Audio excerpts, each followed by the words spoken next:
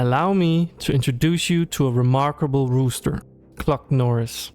Unfortunately, he finds himself unjustly confined in the depths of an imposing chicken coop where he has dedicated his time to intense physical training. As a result, he has developed astonishingly muscular arms with the sole purpose of seeking vengeance against those responsible for putting him there in the first place.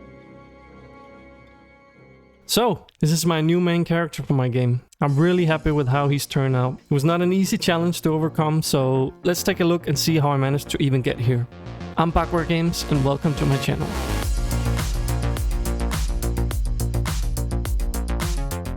It all started a few videos back where I asked you guys about concept ideas for my main character, as I was not really satisfied with the old look. A lot of you had some fun and interesting ideas, and some people actually still like the original art style and character design. But it wasn't until my friend, and you know who you are, sent me this picture. And suddenly it all clicked. A rooster with buff human arms. Apparently this is a thing. There's a whole subreddit about it called r/birds with arms. I even posted there and it seemed to gain a good amount of attraction, at least compared to my other posts. This whole thing just had a good setting for a game. It's funny, kinda cute, and there's a lot of opportunities to build some sort of storytelling around it. Currently, the setting goes like this. Set in a near future, you play as a rooster thrown into jail, which is basically this big sci-fi chicken coop. You've been in solitary confinement for the past decade and the only thing to do was work out, and this is where you come in. You finally break free and seek to escape this hellhole of a chicken coop to get revenge on those who put you there. And the only way to get out is with the help of these two plungers attached to ropes, which you've managed to scavenge over time. You simply need to climb to the top to escape, but if you fall, you can potentially fall for a very long time. That's the whole idea for now. Of course, it might change, but this is the general premise. So, to start off, I had to brush off my 3D modeling skills. And if you're thinking, hey, your game is in 2D, why are you making a 3D character? Well, my 2D skills only go so far, and they're definitely not good enough for characters. I tried. So, instead, I opted to make a 3D character, which in itself also had its own set of challenges, but I felt they were more manageable. In order for my 3D character to better fit with the 2D art, I needed to play around with a cel shading look to get a more 2D cartoony feel, as well as the classic black outline. And I'm quite happy with how it turned out, as I feel it still holds a consistent style when mixed. To give the character sort of an extra juicy, cartoony feel, I bought the package Bone Stimulator, which I highly recommend. It adds physical motion to your character bones whenever they move and gives it a more realistic feeling. It works like drag and drop and no code is required. It has worked for every situation I've had. I also bought the package Look Animator from the same publisher, which helps my rooster look at wherever the cursor is. Not only that, but it also has a bird mode, which, when enabled, makes the rooster look around like a bird does, with slight delays but quick movements with its neck. So, initially I actually wanted to have his arms be grappling hooks, kinda like a Stretch Armstrong toy, but I was just met with huge challenges trying to implement a functioning solution. I tried making the arms themselves consist of several bones and connect each bones with hinge joints, but it never worked out well. I was also trying out solutions with procedurally generating meshes as arms, with different size joints and so on. But I was also facing a lot of challenges with this, and not even mentioning how to procedurally generate the hands too. No thanks. So, I went back to the drawing board. How could I achieve the look that I wanted and still fit the style of my game? Giving him an actual grappling gun didn't really fit the theme and wasn't really that funny, to be honest. So then I started thinking, what do they have in prisons?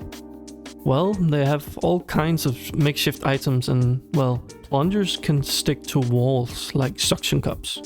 So, plungers with ropes attached?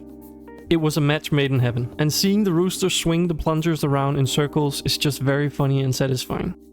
After finally being satisfied with the whole theme of my game and finally locking down the concept for my character, it was time to move on to the environment. With my limited art skills, I wanted to approach this as simple as I could. This meant primitive shapes, square, circle, etc. I started out by creating the tile map for the first area, the prison. The first draft was very boring and square, and in some way it kind of looked a bit pixel artish, which does not really fit what I want for my game, but I managed to find a color palette that I like. I gave it a second pass, giving it more natural and hand-drawn look with a bit more squiggly lines. I also created a texture overlay shader, which makes it possible for me to apply any sort of texture and blend on top of the existing sprite. This gives the tile a bit more detail instead of a single plain color. I'm still not 100% happy with the tiles, and I'm sure I'll keep iterating on them as I go, but it's good enough for now. For the background itself, I simply wanted to add as many props and various decorations I could to further enrich the environment as much as possible. I added several items such as these auto-tiling pipes here, as well as auto-tiling line separators to make it look like the background is made of big metal plates. I also added minor things like wall cracks and such. All of these things added a lot to the background itself, but it still felt very static.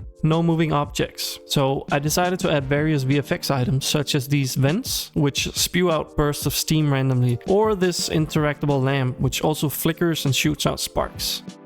I also added this simple blinking red light to indicate high alert inside the prison. There's still plenty of more stuff that I want to add, especially those physically interactable items, but I think this is good for first draft for the environment art for the prison.